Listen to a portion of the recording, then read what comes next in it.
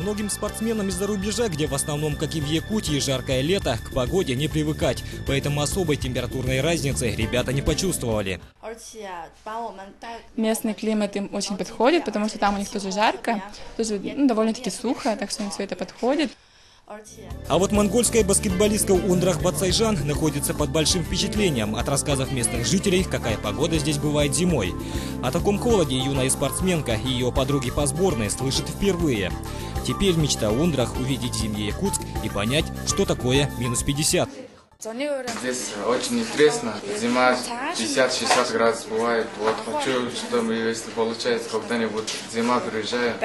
А и летом здесь спели ночью, вообще интересно. У нас вообще темны. Основная часть иностранных спортсменов приехала буквально накануне открытия. Поэтому и ребята, и их тренеры еще не отдохнули как следует от многочасовых перелетов с пересадками. И само собой, просто физически не успели привыкнуть к тому, что их день – это якутская ночь. Прилет.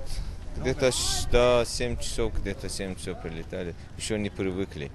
Сами нарочно не спали, чтобы ночью спать, привыкать. Если сейчас будем спать, потом перепутаем ночь с днем. Чтобы узнать планы июльской погоды на ближайшие дни, мы обратились к самому главному начальнику местного гидромедцентра. Будет умеренная теплая погода, температура порядка 23-25 градусов в столице. Адаптация к геоклимату – это реальная неизбежность, ведь старты состоятся, как говорится, при любой погоде.